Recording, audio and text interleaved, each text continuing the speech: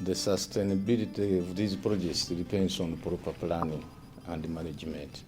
We have now gone away from the sector-wide approach to planning and budgeting. We have adopted the integrated program planning, and there we have several institutions and subsectors which have come under the transport sector.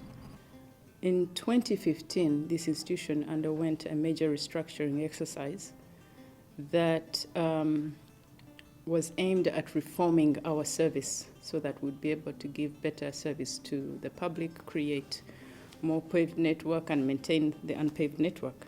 The Atiak-Laropi project is funded by the government of Uganda and the European Union. The European Union contribution is 50 million euros. This is approximately 200 billion Ugandan shillings towards the cost of civil works and supervision services. The government of Uganda contribution is 11.9 million euros. This is approximately 48 billion Ugandan shillings towards the cost of land acquisition, civil works and supervision services. Our implementing partner for this project is the Uganda National Roads Authority. They are supervising the project on behalf of the contracting authority, who is the Ministry of Finance, Planning and Economic Development. So we are supporting a 3.5-year technical assistance of about 3.9 million euros to support UNRA and build their capacity in rehabilitation design, in cost estimation, in procurement, and climate resilient drainage design, among other areas. The highlight of this TA is the support that we're giving them in performance management to enable the organization develop a culture of excellence. This will enable every individual staff in UNRA to account for results that feed into the mandate of the organization.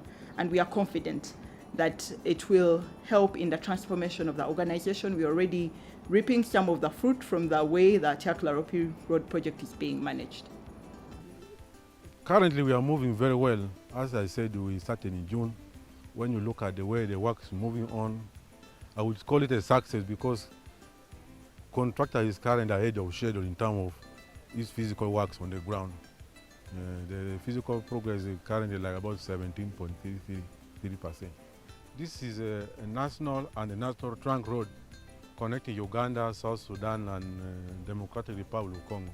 So it will facilitate regional integration between the neighboring countries. Communities and the people using the road will spend less time and save more time for productive work. Major challenges we have been facing is the COVID, which somehow affected mobilization of the project. We have staff flying from Europe, Germany, Switzerland, all parts of the world who are supposed to come. But because of travel restrictions at airports, most of these staff were unable to come on time.